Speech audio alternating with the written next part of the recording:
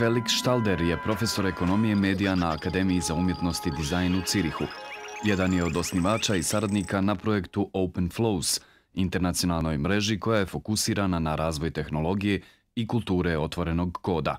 Objavljivao je tekstove i držao predavanja sa širokim opsegom tema koje se kreću od političke ekonomije do tehnologija umrežavanja. Creative Commons is a project that tries to make it easy for artists, writers, generally for cultural producers, on the one hand to make their work accessible over the internet and still reserve some rights, for example, the commercial use of their work. So it's about finding a balance between, on the one hand, being over-restrictive and basically forbidding everything, which is now the default in copyright, or having to simply give it away without any control. So it's about a new balance. You can say that through most of the 20th century, at least the kind of avant-garde culture in the West has kind of tried to go beyond this kind of the iconic art object. So it was less and less about producing a sculpture or producing a painting, but it was more and more about performances, about processes, about trying to break down the barrier between the artist and the audience.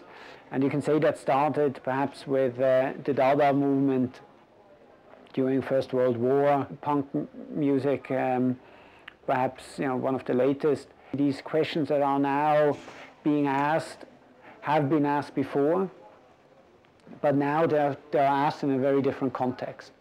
And with that, they have a very different kind of political urgency to them, because indeed you have now millions of people involved in that. The established copyright industry, say the music labels or publishers or others, because it is so easy to share material, have been promoting ever stricter restrictions exactly on using and sharing material. So there's a contradiction. On the one hand, technically, you can do things very easily. On the other hand, legally, it becomes more and more difficult. I think we are currently experiencing, culturally speaking, a transition from a culture that has been characterized by analog technologies, in particular by print technologies, but also by technologies like painting or sculpting, to a culture that is characterized by digital technologies. And these two, and the object, an analog object that is created through a printing press or on a canvas, is very different from a digital object, say a file, a photo file, a file of an image, or a sound file, an MP3 file. And it's different in the sense that the digital objects are much more fluid. It's very easy to make a remix of a sound file, or to make an edit of an image file in a way that's very difficult to do the same thing on a physical photograph, say. Because there, when you change it, you change the original. In a digital context, you always make copies. So you copy it and you make something new in the process of copying it. So this allows people to relate differently to the culture they produce. And changing the law is a political process. So you have to get players in the relevant political bodies, say national parliaments or international organizations, to the conclusion that they should have to do something to change the law. The problem is that they see their established business model, which is kind of selling identical copies of something, say, identical copies of the same book. And they want to use that or keep that business model in a digital context where making identical copies is very, very easy. So it's very hard, because everyone can do that on their home computer, it's very hard to make a business out of it. But in the meantime, what you can see and what Creative Commons is all about is saying the law is the law, But what we have to do is to get people to think differently about what they do, and then help them by giving them the legal tools that they can do it openly. Existing copyright laws are heavily influenced, obviously, by commercial interests, but they are also based on an old idea of what kind of artistic production is. Right?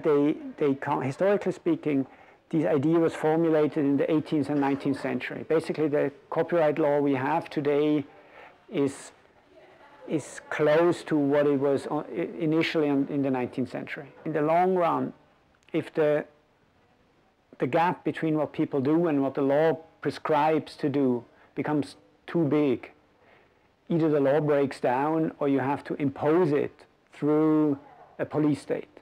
Ever a growing number of businesses or of industry that are no longer dependent on the old copyright model, but are actually trying to develop new ways of doing business within an more open environment. And that will help to strengthen the political coalitions that will then influence the law before it comes to that breaking point. It's also a fight between those who remain wedded to this old idea of a cultural industry that says, okay, we produce culture and you as an audience simply consume it. And those who say, no, culture today is something different. It at least has the option that the user also becomes a producer. And it's not this sender-receiver model, but a model that's more like everyone who gets it has the chance to, if he or she is interested, to actually do something new with it. So it's an endless chain of transformation. A lot of open source software and other cultural content is under a so-called copyleft license. Copyleft is a wordplay on copyright and says it's kind of the opposite of it, so right to left. And this is based on what is called 4 basic freedoms, which means you can use the material for any purpose you like. You can copy it as often as you want. You can distribute those copies. The third one is you can change it and adapt the material to something that you like better or is more useful to you. And the fourth freedom is that you can distribute your changes to others. And this comes under one condition, that you must distribute your changes with the same 4 freedoms attached. That doesn't mean that it has to be without price.